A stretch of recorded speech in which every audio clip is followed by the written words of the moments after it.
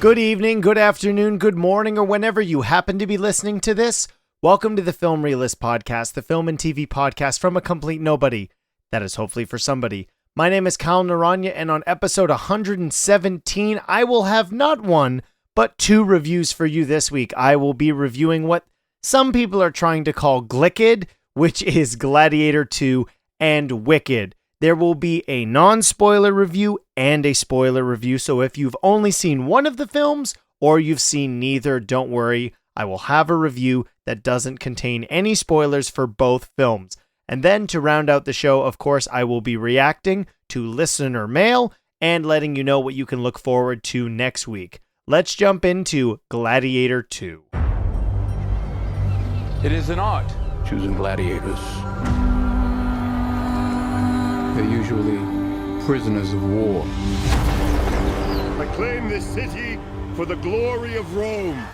Gladiator 2 fits under the category of something that's going to get discussed more and more with big blockbusters, which is this idea of a legacy sequel. A lot of people think of it in a way where it's a much anticipated sequel or a sequel to a long dormant franchise, and Gladiator 2 absolutely fits that description.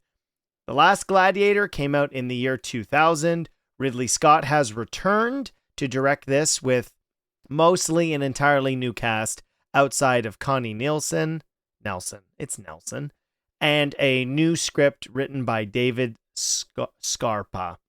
All right, so cards on the table. If you've been following the podcast for this whole 2-year plus journey, I did not love Napoleon, directed by Ridley Scott.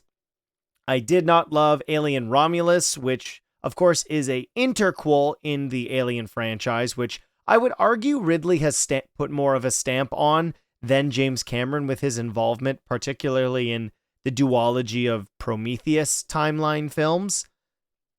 Gladiator was really an interesting viewing for me, which was, I'd, of course, reacted to the trailers and hesitant because of the mess that I thought that Napoleon was. And Ridley Scott, a very critically well-received filmmaker, but in the last 10 years, 15 years, it's been more hit and miss, in my personal opinion. Gladiator 2 doesn't know what it wants to be. There's been a lot of discussion from what I've been told about what this film is. And unfortunately, that's the biggest problem. Gladiator 2 is somehow, and this is really interesting, Gladiator 2 is somehow too long and too short at the same time, where the story that they're trying to tell, when it actually comes to being a sequel, it's called Gladiator 2. It's not some sort of Gladiator reboot with a new subtitle. I mean, it is also kind of trying to do that, and there are some elements of this film that are going to be very familiar to people, particularly with other legacy sequels, your Top Gun Mavericks, your Star Wars Force Awakens, trying to recapture the magic, unintentional or not, of the originals. And it's very hard to do that. And Gladiator, being a franchise trying to do this now, is really interesting. The cast as a whole is quite good. I thought Paul Mescal, when allowed to be his own character, was really interesting. Unfortunately, the script decisions hurt his character's potential in that because of the inconsistency, at least with the expectation or history behind this character, it doesn't make a ton of sense. Now, his performance with what he's given, he does quite well. I like the fact personally that he isn't a noticeable name outside of some of the people who were allegedly up for this role. I've seen bits of normal people, but outside of his other work, I really was unaware. And having this be a less popular makes it sound derogatory. But what I mean is he's not an A-list name at this point in his career, making for an opportunity for this to be a big shot for his character to be much more aligned with his performance, as opposed to, look, there's Timothée Chalamet in a Gladiator movie, which is starting to happen with old Mr. Chalamet. And unfortunately, the inconsistency with the expectation from the cast is also a problem here. I think Denzel is fantastic, and that shouldn't necessarily be surprising, particularly in a big epic like this. And I can't even really describe what his character's role is in the story, but his interactions with everyone are some of the most captivating scenes in the whole movie. And the way that Denzel, regardless of having a period accurate voice, and I do not expect this at all to be some sort of historically accurate epic. It's fictional in a time frame of the history of Earth that did exist, but outside of that, basic use of names. This is not meant to be biographical in any sense. But this film sort of suffers from the same sort of issues that I had with Napoleon, but on the flip side, which I found to be the most interesting out of the whole picture, which is that the actual character work and focus on the dialogue and the relationships, and really what's going to be the crux of the focus, pushing the plot along or moving the characters throughout the overall story, is quite interesting. However, and this is an issue that sequels have been facing forever, which is that trying to capture the magic of the original, and this is going to be an interesting conversation because Gladiator was a film that really does feel of its era, but was still using it's 24 years ago now, but it seems quite quaint, that was using up to the standard special effects to make these captivating and jaw-dropping action sequences, whether that was background replacement with I almost said lion. It was not a lion. There's a lion in the next movie I'm going to be reviewing this week, but a tiger, and feeling the need to up the stakes and the spectacle just for the sake of. And that really does hurt this film. The actual man-to-man combat in this movie is very well executed, and having a fun twist on what we've seen from previous Gladiator fights is quite fun. There's a scene with a rhino you see in the trailer, but the moments with the boat battle, which are all of these things are referenced in the trailer, although there's going to be one thing specifically that is in the trailer that I'm not going to reference because I really do think it hurts the film in being a revelation prior to going to see this film. So I'm going to keep it a secret, even though the marketing for the film did want to do that, which is spectacle for spectacle's sake is only interesting when we have a thorough investment in what the characters are doing. And because of the inconsistency, particularly with Paul Mescal's character's background, it affects your investment in what is going to be going along. His history doesn't necessarily make sense for what he's capable of in this movie. And the settings for these gladiator fights are really interesting, and the scope of the Colosseum and the filmmaking possibilities, whether that be the use of a camera, visual effects, practical effects, and all of those aspects are certainly significantly more fascinating now in what is possible. The bar for what is expected from an audience is also much higher.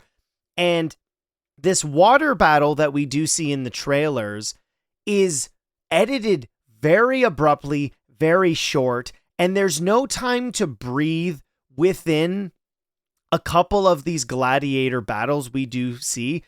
They feel edited in a much more modern sense, which I really feel hurts the film, because what would be more interesting in this film, and it's made for adults, this is not a family-friendly movie, there's a significant amount of violence in this picture, but any plot, any story revelations aren't really given any room to breathe. There is a lot jammed into this movie, and when I said I wished it was shorter and longer at the same time, which is because of all of the people they're trying to jam into this, somebody like Pedro Pascal, who has a great character on paper, is given very little to do, and because of that, it feels like we are using an it guy in our movie because this is going to help the fact that Paul Mescal is not a big name.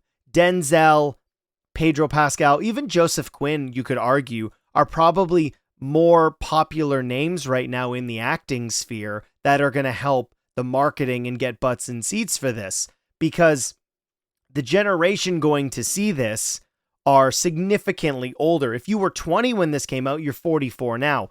Obviously, you're going to get some of that Zoomers and early millennials who are normal people fans, but historical epics like this, Swords and Sandals films, have not been doing very well in the pandemic onward or even further back, where films like this don't typically have success anymore. Now, I'm recording this on Sunday night, and this had a worldwide gross of $221 million, which is certainly good, particularly in the post-pandemic era.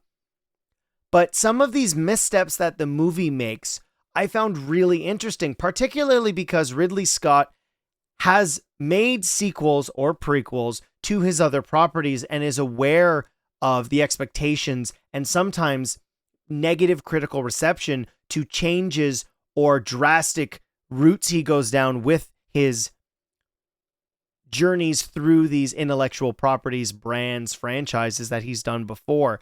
And that this film, not really knowing what it wants to be, does hurt the overall product because it feels as if it's trying to do two different things. It's trying to be Gladiator while also trying to be Gladiator 2. And those are very different things. When the film is focusing on actually being a sequel to Gladiator, that is my favorite part of this film. Having a new perspective on what's going on in Rome, the politics of this, and so many people are now accustomed to this level of deploracy and diplomacy with the political maneuvering of characters, the backstabbing quite literally and figuratively, after something like Game of Thrones being so popular in the fantasy genre, but doing this in a more historical sense. There should be more room for that in this movie, but to which the breakneck pace to which this story unfolds leaves a conclusion that feels like it ends quite abruptly. So that's kind of why it feels like it's too short and too long at the same time. There never would have been funding for something like this, but I was talking to Chris, who obviously has been on the podcast before and who I saw this with, that this would have worked so much better as maybe a 4-hour miniseries, hell, maybe 6, because of so many things happening or being told that they're happening. It leaves some room for characters' backstories, or we're introduced to them at a point where we don't get enough of their backstory to explain the changes that have happened to those characters since we potentially last saw them. It's 16 years jumping forward in the timeline of Gladiator, but 24 in real life. And while that should feel long, it also shouldn't feel as long as the movie depicts. I think this movie is a good attempt at visiting this world, but I should also say, and this is probably not a popular opinion, that I like Gladiator a lot, but some of the problems that this movie has, you can see in Gladiator 2 as well, whether that be editing mistakes or just breakneck pace cutting where you almost feel disoriented in how quickly things are being edited together. There's been a clip of Russell Crowe escaping his, what would you even call it? I guess his punishment is death, his capital punishment, that would be the word, in the original film. And there are instances of the film like this where we are editing quite abruptly, cutting scenes quicker than I personally feel would help feel investment in what's going on. That was my biggest problem with this movie, was the inconsistency of what the film is trying to be is something I described that I didn't like with Napoleon. It was a historical epic, but then all of the politics in Napoleon were treated with such farcical, almost satire nature that the tone of the film is significantly inconsistent. And where tone in this film is very consistent, the focus of the story seems to be in two different camps, trying to be essentially a reboot of Gladiator, but also a sequel at the same time. Where the way that the film delivers the story, you don't need a revisit of the Gladiator story. This is a sequel that allows for some expectation of not having seen the original, but certainly would strive from having known what goes on in the first film. But if you haven't, I don't think you're going to be missing very much, because the film does do a decent enough job of catching you up on what's going on. But its choice of backstory for the leads between the two films are a real dichotomy that hurts Gladiator 2, because what we are seeing Paul Mescal capable of doesn't necessarily make any sense, or at least from what we've seen him do in the past, it doesn't necessarily line up with what we've seen from The Journey to understand that this character would be a capable gladiator. There is an instance in the trailer where they discuss that you can have victory through rage. And while a really interesting conversation to look at the motivation of what somebody is capable of, I've been somebody who's been full of rage at times because of things that have happened negatively to my children. And as is the case, something horrible happens to his loved ones. I'm not going to tell you who, but that drive to get the people that have done wrong to him, or an unconsolable rage, isn't really presented. We see a tactician, but that doesn't line up with what we know about the character. There's a substantial amount of tell and not show in this, which, if you're a longtime listener, you know that absolutely drives me crazy. Exposition is not always a bad thing, but the balance in this film is not met whatsoever. There's a lot of telling, and what we're shown, those building blocks don't really add to make a stable foundation to move this story forward in a consistent fashion, which I was quite disappointed about. I think the movie's good. I'm probably more critical than general audiences are going to be. Now, of course, I'm not a huge fan of the old tomato meter, but it seems that most audiences are receiving this more positively than critics, which obviously I'm not a Rotten Tomatoes approved critic, but that does kind of help me feel that this is a good movie, and some small minor tweaks to it could have actually made it a great one, which is unfortunate. I can explain in more detail my problems with it in spoilers. Overall, it looks good on the big screen. It does have scale and scope, but my hesitancy in the trailers for this are explained in further when I did see the movie. So let's get into spoilers for Gladiator 2. Lucius, take your father's strength. His name was Maximus, and I see him in you. Okay, so jumping off of that clip that you just heard for this, unless you skipped to this and ignored the sound clip, which is that Lucius is back from Gladiator 1. He is Maximus' son, as was implied in the first one significantly. And this is part of the problem with this character. His alias is Hanno. Where we meet him in the beginning of the film, he is this warrior for this African tribe where Rome is trying to take over another place. So it is Numidia, which was an ancient, so North African coast.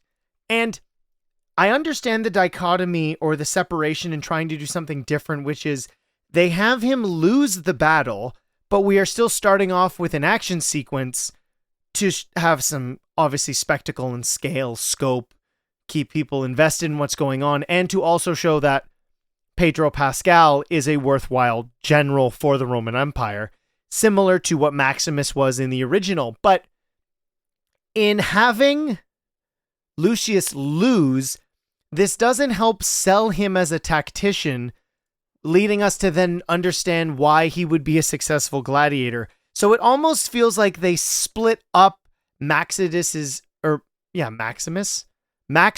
character from the original over two people. And this is part of the problem where Pedro Pascal is good as General Acacius, but he's given so little to do. He is now Lucilla's husband. He shows up and he is the driving force for Lucius's vengeance because he's responsible for the order that killed Lucius's wife when he was amongst this tribe. But we don't have a full understanding of his journey from fleeing Rome as a child after the death of Maximus and Commodus in the original. Commodus? I want to say that's right. I feel like I'm getting that name wrong, so I'm probably just going to look it up to make sure I did get it right. No, it was Commodus. And because of the inconsistency with what we understand from his backstory, there's no reason we should really see success from him. And more than anything, he is a character who grew up, at least for the first 10 years of his life, in lavish luxury. So he's not somebody who was raised through war. He spent a part of his life doing that, but we don't actually see him growing to become a better warrior. We just sort of get him thrown into this, and this so-called rage that is supposed to drive him through his drive for vengeance to kill Pedro Pascal's character isn't portrayed necessarily, but the journey he goes on, at least for the first half of the movie, is pretty much the same as Russell Crowe's in the original. So you have a almost Force Awakens style legacy sequel where we're doing the same journey, and that part of the film is not even remotely I shouldn't say even remotely interesting, but it's significantly less interesting than the actual sequel elements, which are the continuation of that story, which is that Marcus Aurelius wanted to bring an end to the emperor, the Caesar, and allow the Senate to be the governing body over the Roman people, allowing the Roman people to govern themselves, to do what's best for the population of the Roman Empire. And that journey is continued, and the exploration of what that's going to mean for the people, where we have these two psychotic ginger twins played by Joseph Quinn and Fred Henshinger back and forth, and they're both kind of sharing the spotlight that you had from Joaquin Phoenix in the original, but their dynamic is very little is explored. We obviously have one being more in control than the other with Joseph Quinn, but he also allows his crazy to come out, as you would have seen in my trailer reaction, if you did see that. And part of this is where the film feels long, but also too short. The exploration of how Rome has devolved since the death of Commodus and Marcus Aurelius's dream for the Roman people has not been maintained. Yet we also have Lucilla working with the Senate to try to achieve this. Happens very quickly, and the rise of this revolution happens in like the last 15 minutes. The part of the film that I really enjoyed is the introduction of these concepts. Also, at the same time, Denzel Washington's character of Marcrinus is a former slave who uses his almost sleazy car salesman, Jafar Vizier qualities, the silver-tongued nature to which he can talk his way into any room, using gladiators and the games, giving him opportunities to talk to people of power and slowly rise the ranks to eventually becoming in charge, knowing that this uprising will actually suit his needs, is really interesting.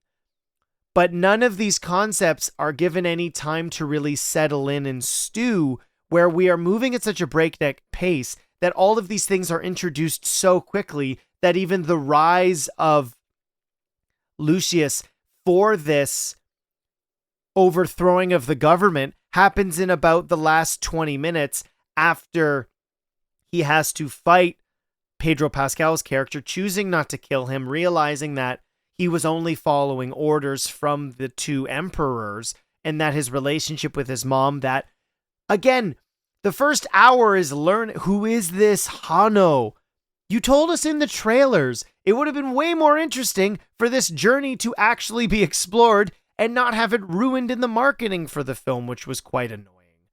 So, outside of that, there are some cool ideas, but they're either given too much time or they're not given enough. So there's some way that I wish they could edit this movie to be truly a compelling sequel to Gladiator, which is a movie I do like, but you either are doing Gladiator again or you are doing a direct sequel. You can have elements of Lucius's journey be familiar or similar, but the way in which it's just sort of the same thing. Oh, he picked up the sand like he saw Maximus do that one time. He must be my son. Stuff like that is explored minimally, as opposed to where, knowing it was Lucius, from the get-go, and what was his journey that led to him going to North Africa is barely referenced at all and doesn't help us really understand, if you did see the original, what led to him being this brutal warrior.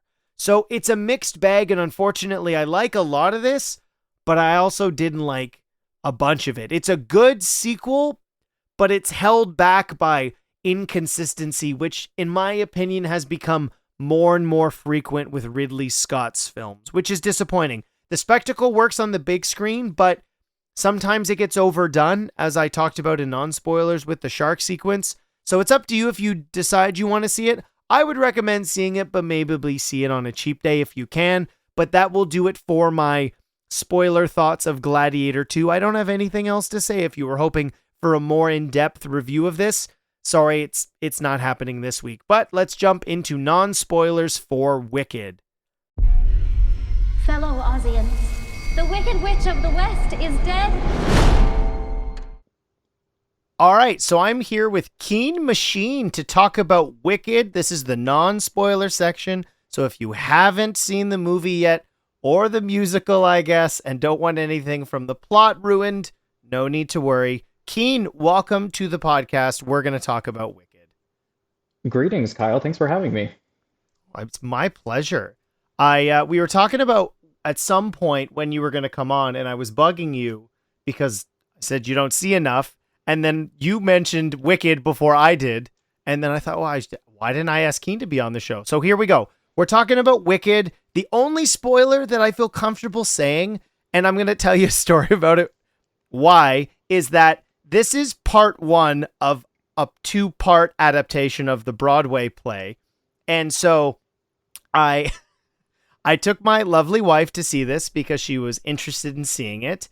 And we sat down, and as I was aware that this was a 2-parter, the marketing for this does not tell you that, because everything just says Wicked. And we're sitting down, and the movie gets, I don't know what it is, 5 to 10 minutes in, and it says Wicked in the lovely Wizard of Oz font, and then goes, beep, part 1. And I got this look like, excuse me? Afterwards, and then I asked her, and she went, why? And I said, I don't know why. I know nothing of this play, or Broadway show, or book.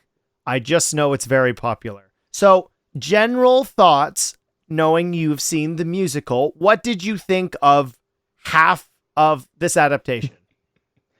I think, non-spoiler version, I think they overall did a nice job. I was cautiously optimistic. You know, for me, growing up doing theater and being into musicals and all of that kind of stuff, Wicked was like the show. Before Hamilton, like, this was the show, like when I was growing up. And so it's really fun to finally see it, you know, be on the big screen and not just a theater production version, but actually a film. So that's exciting. I thought they did a nice job. I think the music was transferred into like the cinema medium really well overall, which can be, you know, if you've seen some movie musicals, sometimes it is good and sometimes it's really not. So I think they did a nice job with that. I was very pleased with that. I have listened to the soundtrack that is now released for the film on, you know, Spotify and Apple Music and whatnot. So all of that overall, I was excited, cautiously optimistic, especially when you get big names like Ariana Grande or just very well-known celebrities to play roles that can be very like, ooh, are they, you know, is their name going to overshadow the character that they're playing or enhance it? And I think in this case, it was a nice balance. Yeah, it's interesting. For one, I find it really hilarious that they did not tell people it was half the story. There have been a number of part 1s that have not been as successful because they tell you. The most recent is Mission Impossible. But aside from them being super sneaky like this, what I appreciate most, and I'm a fan of John M. Chu's work, more specifically with Crazy Rich Asians, but also Into the Heights was a great adaptation of that Broadway musical, another Hamilton project, not Hamilton, Lin-Manuel Miranda project. And now with Wicked, this is the third musical I've reviewed on the podcast. The first was The Color Purple, and the second was Mean Girls, which again was an adaptation. It was a movie that turned into a Broadway show that turned back into a movie. And what I really appreciate about a well-executed Broadway musical in a film adaptation is you really need somebody who has an understanding of, one, how to make it cinematic while also not feeling flat. I've seen musicals on stage, and there is only so much space. People have to stand in rows or make themselves diagonal so that way everyone can see them from the seated audience, right? And what was so abundantly clear while watching this is you're sitting for 2 hours and 40 minutes. This isn't a short movie. Yeah. Right. But this was captivating from a cinematography standpoint, and understanding you need to make this outside of the music sounding incredible. And I have added the album to my Apple Music list, but making it feel captivating and making all of the sequences somehow feel classical, but also more spectacular than we've probably ever seen from before, specifically when it comes to like the stunts and the wire work. There's certainly a scene in the beginning, and I mean, the soundtrack I feels like not a spoiler because I was reading up on the film earlier, so this is not necessarily a spoiler because there are some I am one of those nitpicky spoiler people, which was Steven Schwartz, who wrote the music, had said publicly, this ends with defying gravity. So I feel comfortable in telling people that because that is the last song that ends Act 1 in the Broadway show. Correct. Yes. Right? And the only thing preventing me from being like, holy crap, rubber stamp, this was incredible, is that for 2 hours and 40 minutes, and unlike something like Hamilton, where 90% of the dialogue is done through song, there's a lot of talking in this. And at times it works really, really well. But I found, particularly because we have, I think, maybe 8 to 9 songs amongst that 2 hours and 40, that this is a long feeling 2 hour and 40 minutes. I think that's a fair assessment because I think the entire musical is like 3 hours, right? Like typically it's most shows are around 3 hours with an intermission to split it up. And this being almost 3 hours just for the first act is a lot.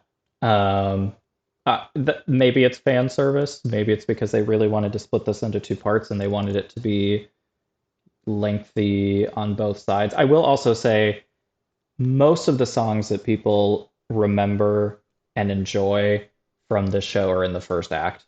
There's a couple in the second act. One of my favorites personally is in the second act, but a lot of the songs that people think of when they think of Wicked is, it's Defying Gravity, it's Popular, it's No One Mourns the Wicked, the opener. A lot of those are the songs that people really think about when they think of Wicked and put on their playlist. So maybe they were just trying to get as much out of this first film as they could.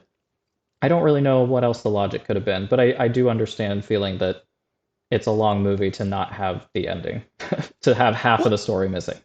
Well, it's not, I don't have an issue with stuff getting split up, quite frankly, because like there's a lot that I'm sure is implied, and this is coming from the perspective having not seen the stage play, that we are likely getting more backstory and things that maybe were implied or outright said in this. But I'm glad you brought that up because it was something that I'm sure I'd been aware of, but until I started actively looking at it, I would argue the thing you said about cast or Broadway albums, most of our favorite songs for most Broadway shows are in the first half. I would like Hamilton, absolutely love. I'm going to name In the Heights because it's also a John M. Chu movie. Sure. Yeah. Right. But most of them, there's very few bangers in the back half. And I don't know if that's just come down to like, from a creativity standpoint, you're like, I had all these ideas and I guess we're going to do an hour of reprises. I don't know. But I mean, right. that's, yeah. bunch of inside baseball that does not need any analysis from us. Having seen the show, then I'm curious, because my perspective on this, I guess I'll briefly say it and then we can go back and forth, Yes, please. which was, Yeah. I actually sent out some film realist correspondence to see this before I saw it. My mom actually, hi Debbie, she's not listening to this, actually did see the original cast in Broadway in whatever that was, 0304. So she saw, I want to say Adele Nazim, but Adina Menzel and Kristen Chenoweth in Broadway 20 years ago. And so my mom and my sister, Haley, hello, Haley, she might listen to this, I don't know. They both went on the Friday night. I saw this Saturday morning. And my only question was, because obviously I've seen the trailers for this, if people are following Film Realists on some of the socials, I've done reactions to these trailers, which was, I didn't think the marketing for the movie did Ariana Grande any favors, which was one of my hesitancies. Like, I understand now, having seen the show, and we can get into this further in spoilers, you're not supposed to love her in the beginning, but Ariana's acting experience that I'm familiar with was being a slapstick comedian in the Nickelodeon era, and let's just say that is not where you hone your craft in the acting world. Yeah, sure. And all of the marketing in the trailers specifically were a lot of wide-eyed big voice reactions, but outside of that, I was like, are we doing is this a one-note performance? And obviously Ariana can sing like nobody's business. This is a musical after all, right? That is a component that clearly was the focus. But I was really grateful that, knowing bits of the original, I've seen clips. Defying Gravity was everywhere. It's 20 years ago now. I'm feeling super old listening to that in elementary school. But Cynthia Erivo and Ariana Grande as the two titular leads of this story, while I have issues with the pacing of Galinda, my brain constantly is going to say the thing that we learned when we were children watching The Wizard of Oz, but I will get into that because I guess that's a spoiler, that their relationship and the emotional journey that they go on together, I was shockingly captivated by it, which was not something I expected. So I give them a lot of credit, because with my hesitation, I'm sure it would have been really easy for me to be like, oh, this isn't working. But all of the parts in this, and this movie only is going to work if the two of these characters work. And they work so well that I'm really excited to seeing what we get from two. So from somebody who was like, I don't know, I think that's the highest praise I can give. Even having minor issues, I think it really works. And that's shocking, because a lot of movie adaptations of musicals don't always work. Yeah, I think that's great. I mean, that's good to hear from someone who likes the original source material. It's like to know that people want to know what happens next. So I have theories, and you know what? It's hard to talk about. It's an interesting thing with this being a 20-year-old show, the book being even older. Yes. Like, there are things, and the funny thing is, and I'll mention this in spoilers, or not in non-spoilers, and then we can jump into spoilers. That'll be more fun anyways, which is Melody has been asking and about this film. She'd seen the marketing, and it's everywhere. And I realized, talking to my wife after leaving Wicked, that neither of my kids had seen Wizard of Oz. And we were having a back and forth of, do you need to? Like, does that technically spoil some stuff for this? And we can talk about that near the end of spoilers, but we did wind up showing them Wizard of Oz.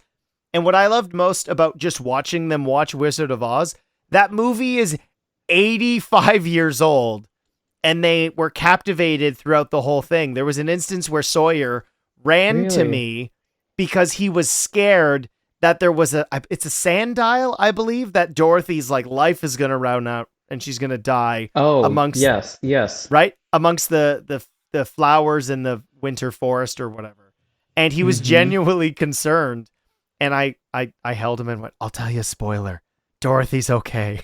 Like, she makes it out. He went, and then went to go tell Melody. I was like, no, don't tell her. Like, they just sat for the whole movie, and it shows when when a film respects its audience, even a 4-year-old and a 6-year-old are going to sit for that. So I thought that was pretty special. That's great. Yeah, I'm glad that they got to see it and that they had never seen it and got a first chance, There's not many people you get to know that have never seen The Wizard of Oz. So it's fun to watch someone, I'm sure, get that first experience. There's movies that you just sort of are like part of your life. And I was talking to my sister-in-law afterwards that it's probably just based on age. One of those movies I've probably seen in pieces more than anything else. Yeah. Right? It's just always on. It's such a part of pop culture, but to the extent that everyone just assumes you've already seen it, maybe. You don't take the intentionality to actually sit through it because you already know all the basic beats and the basic plot and what's going to happen. So why sit through it? Even if you haven't, you know it already, right? Exactly. So yeah. That makes sense. Yeah. All right. So in knowing it, why don't we'll pull the shackles off.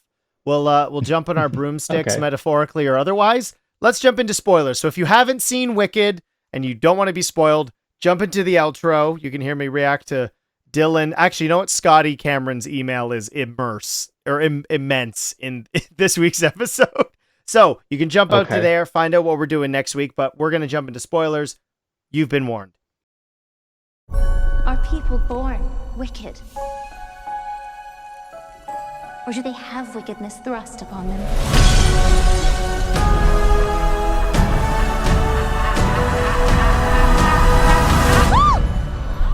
You're green. I am.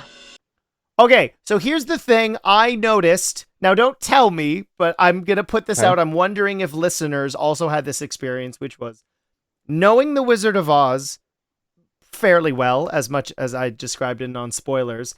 Watching this, seeing some pieces, I am now not looking forward to the implication that the witch who gets crushed by Dorothy's house is probably, what the heck is her name?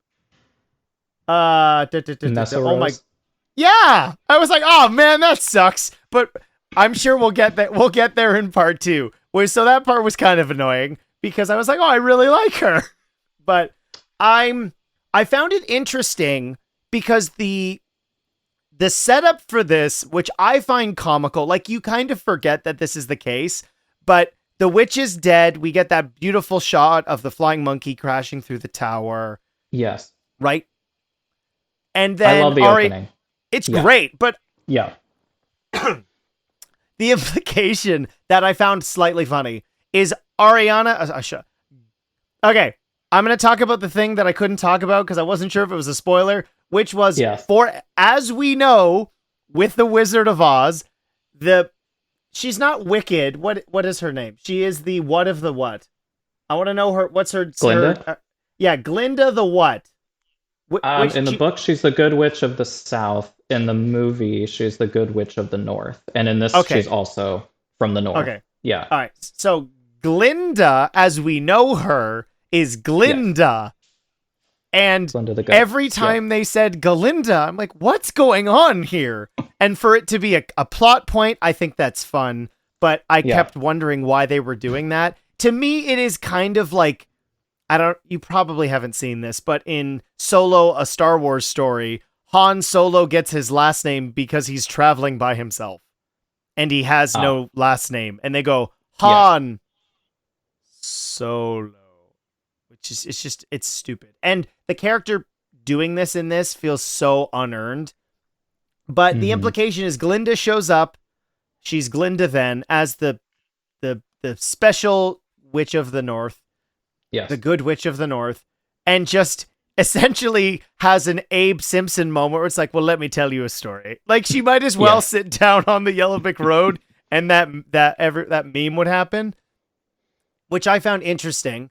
But something that I think hurt the film, and I talked about this in pacing, is it feels like it takes a little while to get going because we're like, well, here's this character's backstory. Here's this character's backstory. And now we're going to have the like, I don't like you. You don't like me. Oh, everyone's racist because I'm green, which is the implications of that are just super interesting. I was kind of hoping, I'm assuming this, and I don't know, maybe you can correct me. Is her dad actually the governor, or is it the other guy? Do we actually know that? From the flashback? Yeah. That may come up in part 2, but I won't say either way for sure. Perfect. But we know that there's at least questions about it. Yeah, sure. Which is part of the reason that her father, the governor, doesn't enjoy her, right? Yeah, she's a constant reminder of disappointment, at least in one or more capacities. Yeah. Yeah, I found that really interesting. And as early on in the film, I was very hesitant on enjoying Ariana's performance because, and I get that this is the point, but it's not something that I necessarily enjoy, which is she's unlikable on purpose, so you're not supposed to like it. But when I'm already nervous about the performance and she's just doing, I'm going to call it Bubbles from Powerpuff Girls. Like that's what she's doing it's kind of like Regina George being, actually, no, it would be more like, oh, who's the stupid one from Mean Girls? Karen. Is it Karen? Yeah. Right? She's kind of caring. She's Karen, but in the role of Regina. Yeah. Right? Because she's Queen Bee around. And that dynamic, in the film, I feel we spend too much time with them not liking each other. I love the transition to friendship, which happens at the dance. I think that's a beautiful scene, particularly where there's next to no dialogue, which I really, really like. When you can do that just with your performance, I mean, it's why tableau is an art form. That's such just the minor way that Cynthia, who plays Elphaba,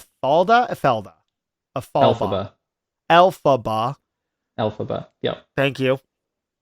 And the way that she lets us in and even the conversation that's had with Fiyero, and I just kept picturing a car, like Marshall Erickson's car from How I Met Your Mother, because he's got an American Fiyero. Yeah. Or America Ferrera. But all of the cast members in this are cast really well. I think everybody has a unique charm to each of their roles. And once we have this sisterhood developing, this is when the film to me is the most interesting. Like the fun back and forth, we get Popular, which is, of course, as you stated, a super fun song. Having seen the play, what was your expectations? And then what was your conclusion with these versions of the characters? I'm a big Kristen Chenoweth fan to start that answer. So to see someone else play that role, I mean, that role was literally like written with her assumed that she would be the role when this was first created. And so the musical, not the film, but so I'm a big fan of hers. You know, you either love her singing voice or you hate it. I feel like there's no in between. She's got a very distinct voice. And so trying to believe that someone was going to pick that up and do it. I mean, I know there's been other people that do it for Broadway tours and whatnot. But it was very daunting, I think, to be like, okay, is this going to live up to expectation? I mean, we've listened to that soundtrack. I've listened to that soundtrack for a decade or more, you know, with her as the vocals. And Idina Menzel as well, you know, very memorable for that. But I think especially for me and I love Kristen. So that was like a big, like, oh boy, is this going to live up or are they going to change it too much? And I was very hesitant about it. I think Ariana is very good at doing impressions or copying and mimicking, I guess maybe is a better way to say it, being able to mimic. I think she does a nice job of balancing that mimicking, but also bringing her own talent and her own voice to it, but in a way that it feels like it fits. And that was, for me, the number one thing that I was probably the most nervous about. I think Cynthia was great. I think her dialogue delivery is right on course. I think everything she does is great. The one criticism I may have for her is I felt like in The Wizard and I, she didn't seem very excited until like the end of the song when she's running through the field. And I was like, okay, there it is. But for most of it, it was like, she's like, wow, is I don't know. Maybe that's just a first impression, but it just kind of felt a little bit monotone for me. But that would be my only criticism of her altogether. I think Ariana did a really good job overall. It's weird to see her as a full blonde, but I think I know she's said this has been her dream role for since she was like 10. So it's cool that she got to have that reality, and that's cool from like someone who does theater to like like watch someone who has also been like, oh my god, I've wanted to do this my whole life, and like seeing them get to do it and like really go full theater kid with it is kind of fun. So I'm happy for her on that. But yeah, I mean, overall, I think it transitioned to cinema really well, and I'm excited to see part two. I'm hoping that there's enough momentum for part two as there was for part one, because as you mentioned, the marketing has been everywhere. I mean, I've seen everything. Every ad has Wicked brand to it somehow. So like phone commercials, car commercial, whatever. So yeah. Well, it's interesting, right? Because, and that could be like, I'm sure everybody who has a level of fandom for any pop culture franchise and potentially pursues a career in the arts, like somebody comes up to you and goes, do you want to be this? For me, it would be Peter Parker. Be like, Kyle, you're going to be Peter Parker. Oh, yeah. What's your take? I mean, unfortunately now, given age and time of life, I could be the current running Ultimate Spider-Man run, but high school days or even college days are long behind me. But being able to actually do that and make it feel like it works on its own, I give her a lot of credit. As I said, my only question to my correspondence was, is she good? Because boy, the trailers aren't making her feel like she's doing very well.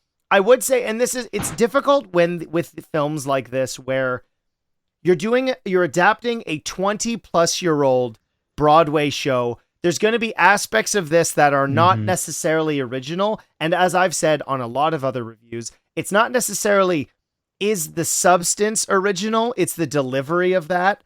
And the production, all of the facets of the creative for this, and knowing that everybody loves what they're making shows through on the screen, right? Obviously, we've talked to death about Ariana and Cynthia just as a powerhouse, right? You are stepping into she's not in the red slippers, but for the metaphor, it makes more sense that way, of Idina Menzel, arguably one of the best voices in Broadway history, right? Like an original Rent cast member who then does Wicked, and then say what you will, film fans, she kicked ass as Elsa and will continue to do so, right? And the interesting thing was, very much so.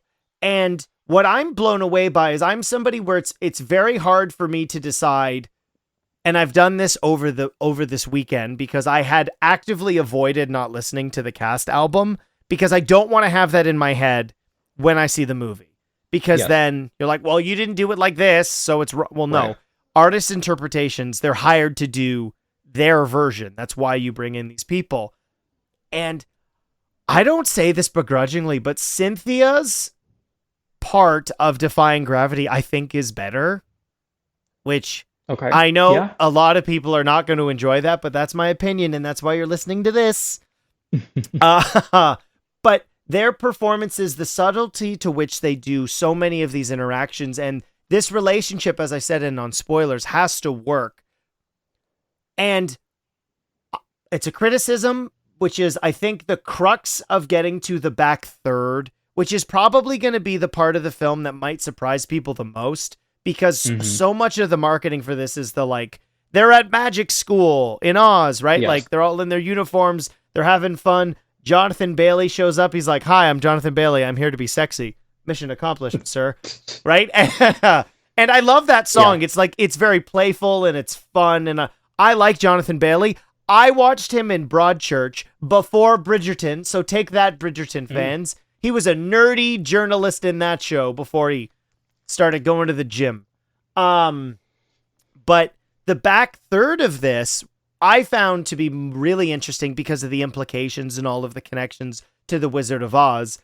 But it's in this point of the movie and in the plot where like everything starts shifting and you're like, but the thing. And it just sort of feels like a little bit of like, you got to catch up with all these breadcrumbs. I'm like, there were a lot. Can we maybe do one at a time? I like Michelle Yeoh, but her being like, I'm the kind mentor to I'm the bad guy now. I'm getting a little tired of that from her.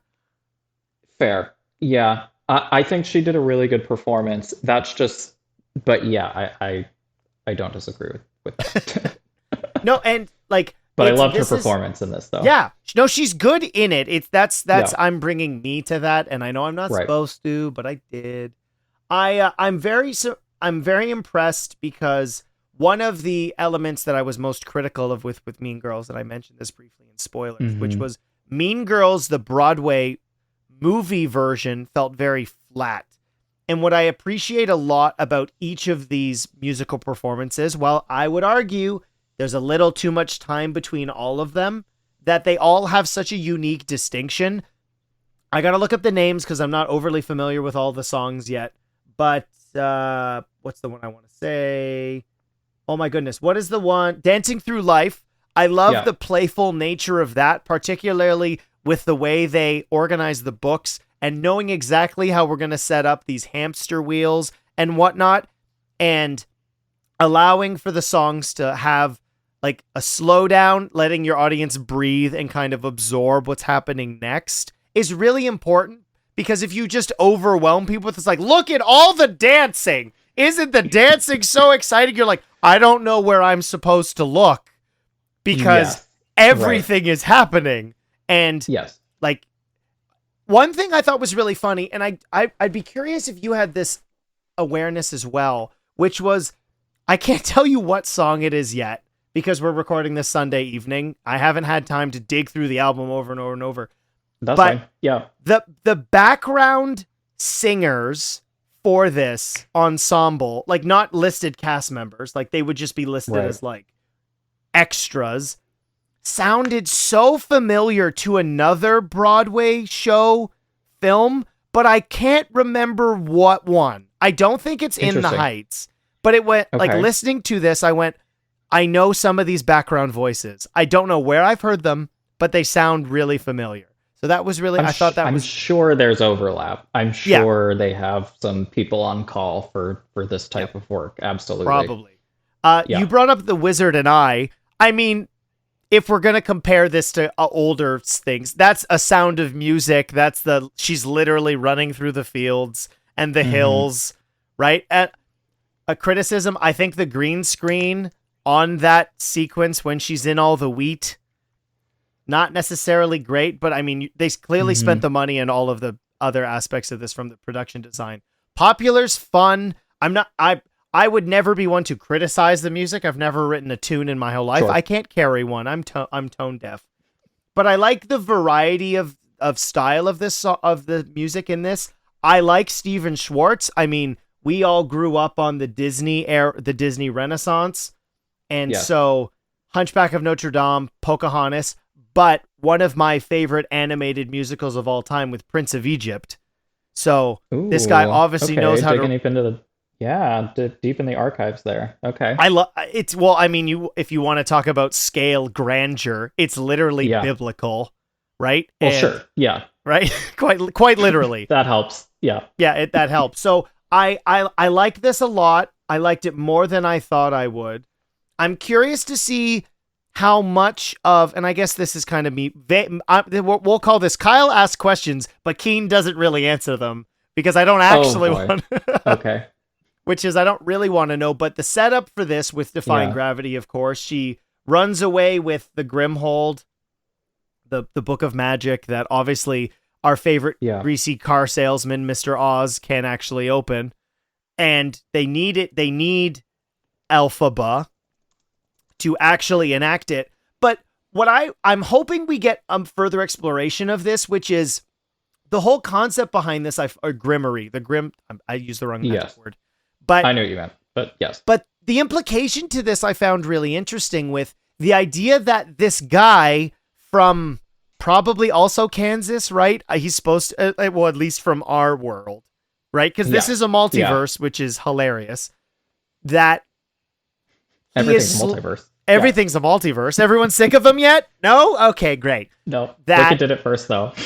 Well, I mean, Wizard of Oz technically did it first, right? Yeah, true. In 1939. And that Yep. the implication of what Oz is doing at this point in the timeline is slowly erasing magic, but or specifically with talking animals. And I loved Peter Dinklage as the goat. I want him more in the movie. He's only in it for like, I don't know, maybe 10 minutes. Yeah. Right? Yeah. And I mean, it's a pretty small role. I didn't realize that he was in this. Somehow I missed that until I went to see it. And I was like, oh, when I heard the voice, I was like, oh, well, that's okay. There you go. Peter, there you are.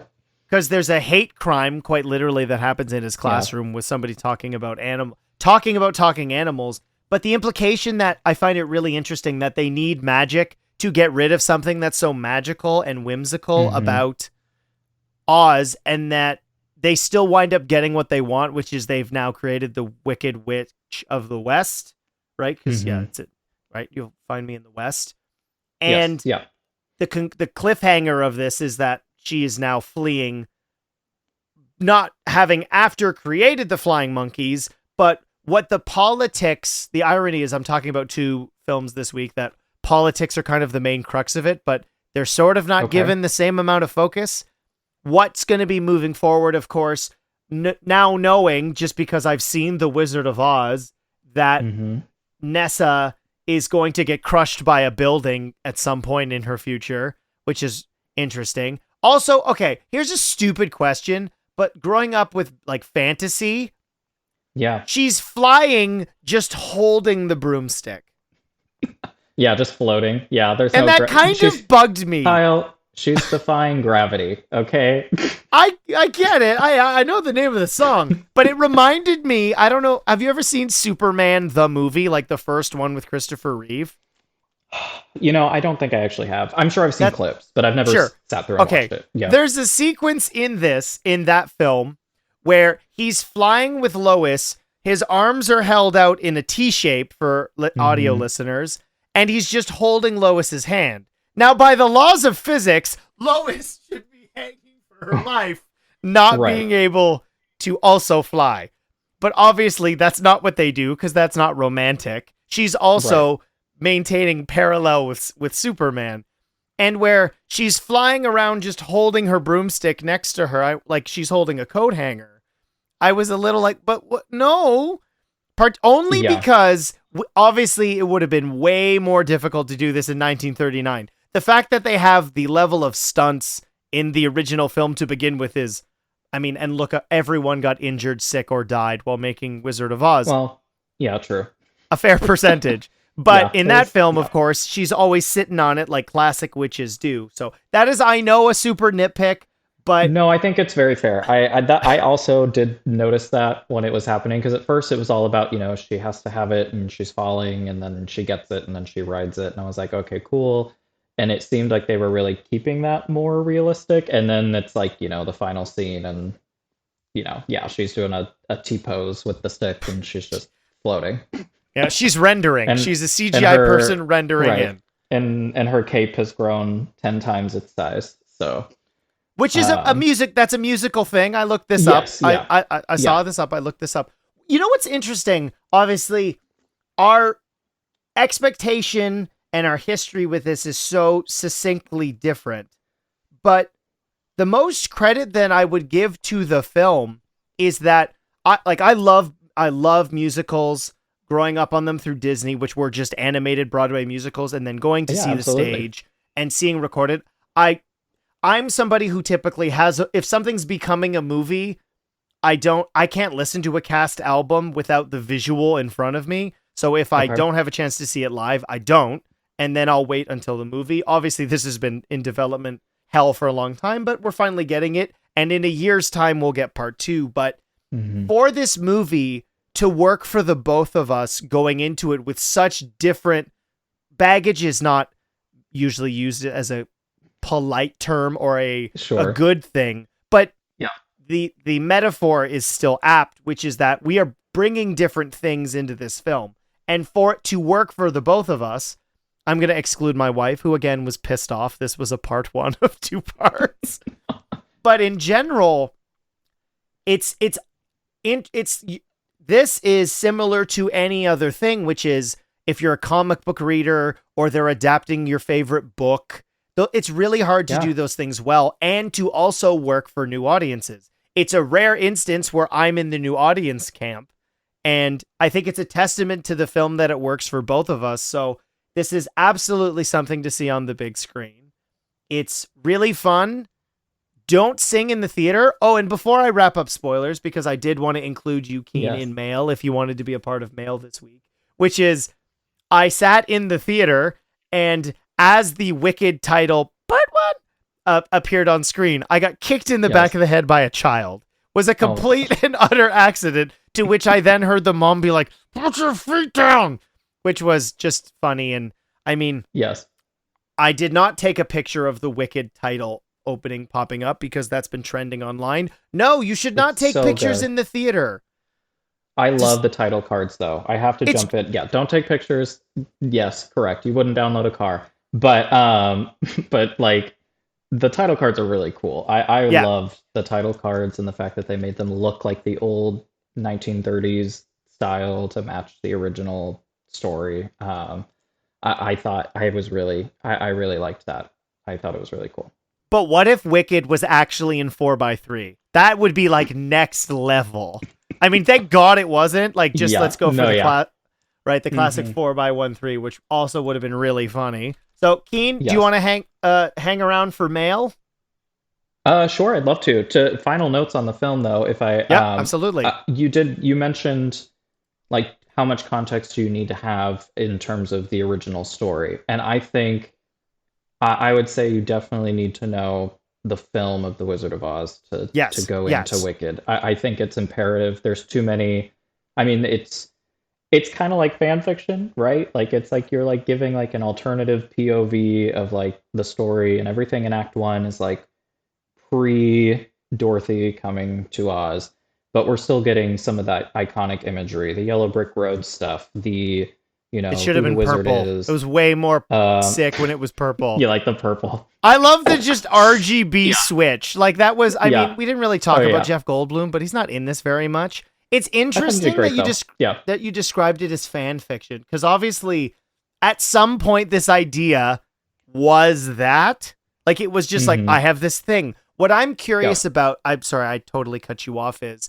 No, go ahead. And it's an interesting spot we're kind of in right now. And this is an aspect of a lot of franchises balancing this incorrectly, sometimes doing well. I know you haven't watched The Penguin yet, but what I loved about that show I need to. Is that it never forgot and never tried to make you forget that this person was the villain. I'm all for adding context and backstory, but obviously, as we've discussed, growing up with The Wizard of Oz, like the Wicked Witch of the West is the villain of that story. So even though we now have a further understanding of Elphaba, I'm really curious, obviously I don't, but if there's going to be either a further exploration of her going, Star Wars pun coming, to the dark side, or if it's a maintained like, no, she was wronged. Because I think there's one way that goes that may not necessarily work for me. So I'm hesitantly curious. So continue. Interesting. Okay. No, I'm interested to hear you say that, and that you kind of have a preference on which way. I do think Wicked was what really spurred off like you mentioned, it's like every franchise now has like, oh, the villain's POV, and like, sometimes, yes, it's just like their POV, but they're still the bad guy. Other times it's, we have to look at, was Scar really the bad guy in The Lion King? Or his name was Taka before he was Scar. You'll see that in Mufasa, The Lion King, December 20th. I have thoughts about that movie before I've even seen it. But anyway, so but you see it in everything now. I mean, it's just like especially every major franchise that people know, it's like become the thing to be like, okay, let's take the bad guy in that story and make it their POV. I mean, we even saw that with the Hunger Games. And as you know, I like the Hunger Games, but like that was the prequel for that too. So, but as I said with Penguin, that the Ballad of Songbirds and Snakes never forgets that Snow is the bad guy, right? You can give context, but even if your life sucked, at some point you got to make the good choice. And obviously Coriolanus is like, nah, I'm I'm going to be Oh the yeah, for bad guy, sure. right? But it's like I do think that this helped spur kind of that cultural phenomena of like let's take the same franchise, but like turn the POV to like the antagonist perspective and see if how it flushes out the world more, which I think is really it's interesting. I think it's kind of started to become overdone. I don't really need the POV of every villain of every story that I ever see. Like at some point, it just kind of feels like it belongs on like a fan fiction website, and if I want to go there, I can find it. But I don't know. But this definitely feels like the start of it. I'm not going to tell you which way that goes for spoiler reasons, but yeah, I will say I was really pleased overall to just wrap up before we jump into mail. I was pleased with how this went. I was excited about it. There's some spoilers in there, like bringing. I guess this is okay to say because we're in spoilers, right? So Yep. I thought it was really cool to bring in Idina Menzel and Kristen Chenoweth for Oh, we the didn't even talk Emerald about that City yet. scene. Yeah, Yeah, so that was very great. exciting. I was very excited for both of them. That was very exciting to see. I thought that whole part was done really well of like expanding on like the lore and the prophecy and blah blah blah to kind of explain like the significance of the book and the significance of magic in Oz and like all of those types of things. So I thought that was really cool. And I really liked that. I keep saying cool. I should be saying keen. Sorry about that. But That's a different podcast. It's fine. I That's know, a different but, podcast. We're not yappy over here. yeah, but I really liked that. I wish they would have expounded a little better on the whole animal thing. Like, I think going into it, if you don't know, I mean, you do know from The Wizard of Oz because the lion talks, right? But like, He you does? just like they have the right. They have the flashback scene at the beginning, and it's like, oh, she was raised by a bear, I guess. And it's like, it's just kind of funny that if you don't know that, it's just very like, oh, okay, it's a little disorienting. Yeah. I really liked that use of Chenoweth and oh my gosh, Idina Menzel. I keep wanting to make the joke, but it's just, I blame John Travolta for me messing up her name. But the fact that we give them that dynamic that they Yes. would have had as their characters in Wicked, I thought was super fun. I really appreciated that. So yes, that is I loved it. It's more than a cameo. I think it's similar to some other things like Tick Tick Boom, which is a Netflix musical that I absolutely loved about Jonathan Larson, includes a Okay. bunch Yes, of yeah. Rent cast members in it. So I'm glad that they did that. That was really, really cool. That's another one Or that's on my Keen. list that I need to see that I have not. Yes, Keen. Very keen. Yes, but anyway, I loved it. I was really happy. I was pleasantly surprised. Like I said, cautiously optimistic to begin with. Very pleasantly surprised when I sat through it, and I'm gonna definitely see it again before it's out. So, or out on streaming or whatever. So I'm sure I'm excited to get a second look and look for things that maybe I missed in the first one. But yeah, I hope they do a rollout they've done this before where you can watch one directly into two. I hope that happens. That would be really cool. Keen. It'd be really keen. yes. So No, we'll I be agree. keen. I hope so as well. And they filmed it all at the same time, right? So I mean, Yeah, it was one long shoot. they have all the content. Now it's just a matter of piecing it together. So hopefully they'll do that. Can I ask you a question? Just fun? There's something I've been meaning to ask you. I ask the questions, you answer the questions. Why do you ask questions to which you already know the answers? Did that count as a question? Yes. Damn it. Fingers crossed. Okay, so I totally messed this up last week. I thought I had changed it. Turned out I didn't. I definitely look at the episodes after I've posted them. Definitely do that. So Yeah. there was a mix of two different questions. What I changed the question to, or at least thought I did, was what was your favorite holiday film? Turns out didn't change that in the actual audio of the episode. Okay. So Dave writes in his favorite film starring Dwayne "The Rock" Johnson was San Andreas. And then here we go. Scotty Cameron. Oh boy, love you, buddy. Hey, Kyle. Since you asked two questions, one is in the description and one is in the episode, I will answer both. My favorite holiday movies are A Christmas Story or National Lampoon's Christmas Vacation. Have to love Ralphie wanting a BB gun only to shoot out his eye. I got a BB gun for 1 year for Christmas. I also can't omit a Christmas classic favorite of Gab's and a movie to watch before you die, obviously Christmas Vacation. It's iconic Chevy Chase rant as a bonus. And then my favorite Dwayne Johnson film has to be Snitch. It's one of the few movies where The Rock doesn't play himself, and it does a good job too. Also, Snitch tackles subject matter in a very deep way in its themes about drug use and addiction. I will add G.I. Joe Retaliation as a bit of a guilty pleasure movie because I know it's a bad movie, but it's still entertaining. I saw it in theaters in 2013. Also, Retaliation is light years better than its predecessor, Rise of Cobra. Scotty, that's so debatable, but that's fine. Is one of the is the Cobra is the worst of the 3 G.I. Joe live action films. I can't. Rise of Cobra is just Spy Kids with adult leads, and the story is hot garbage. Retaliation at least had stakes, cool action sequences like the zipline scene. It may be worse than Snake Eyes, which isn't a good movie either, but nowhere near as awful as Rise of Cobra. Stay yappy, Scotty. Scotty, that's the wrong podcast. I'm not on that one right now, although I was a couple weeks ago by the time you're listening to this. Scotty has the most consistent and intricate mail of any podcast. Well done. I love it. Well, thank you very much, Scotty. Always has something to say, which I appreciate so much. Dylan Pollock of Movies to Watch Before You Die writes in, I really like The Rock's version of Walking Tall, and this is not a proper sentence, Dylan, so reading it is an issue. And I'm going to read it the way it says, Walking Tall. And boy, did looking at his IMDb shock me with how few good movies he's done, lol.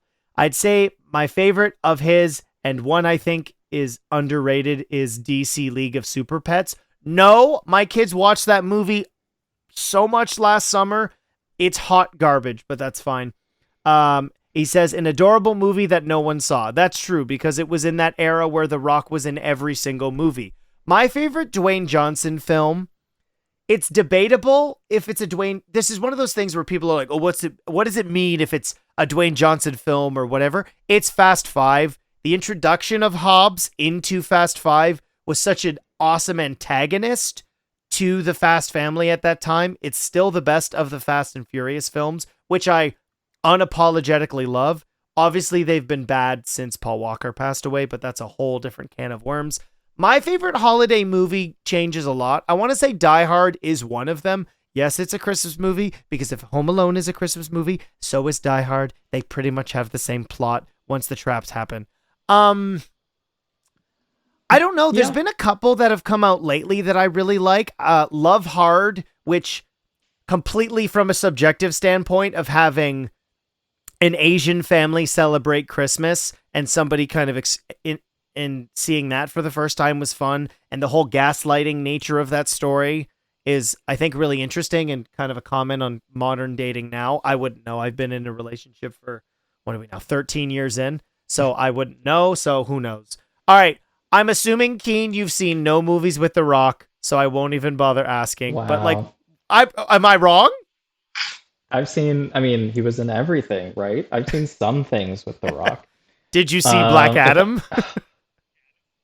I did. I did see Black Adam. I actually talked about that on a different podcast once. So that one was fine. I was probably nicer to it on the podcast than I probably would be now, maybe. But it was fine. I mean, it's the end of that universe of DC, right? So it is what it is.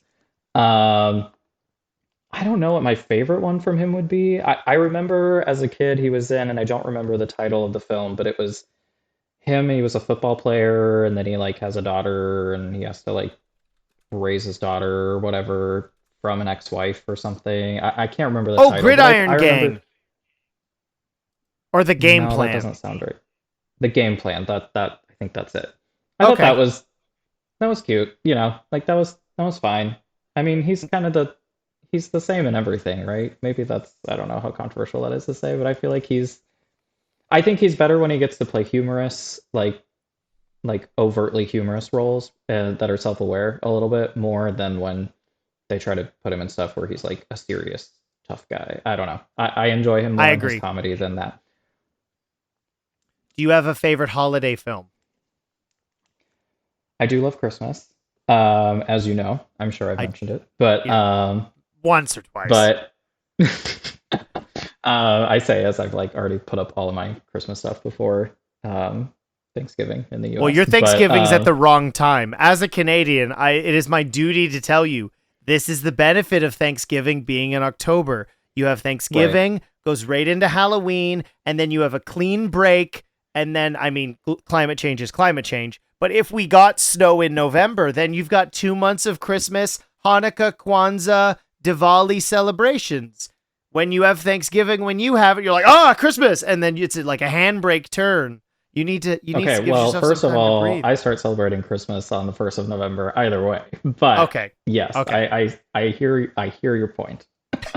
We're just separated by differences of country origin, I guess. I'm very fond of the Charlie Brown, Peanuts Christmas classic. Sure. I'm a big fan of the Peanuts just in general. I grew up with them. I think they're great. And that's just a short little 20-minute thing, and it just feels very quintessential to the holiday for me, because it was always on TV every year, and we had our VHS and eventually DVD copy, and it's something I always try to watch every year because it's so short, it's easy to fit in. But I love all of those and all the little Charlie Brown Christmas specials that come with it. But yeah, I probably would say that one. But there's lots of holiday films I try to watch every year, or every other year, if not every year. The Polar Express, though, I'm just gonna say it, is I love the story, but the animation style is haunting. So that's a perfect description for what that film looks like now. It's all right. Don't feel bad. Sawyer enjoys that one quite a bit. This week's question of the week is probably more open-ended, but I'm really curious because this is certainly going to be affected by potentially your age or your exposure. What is your favorite Broadway musical?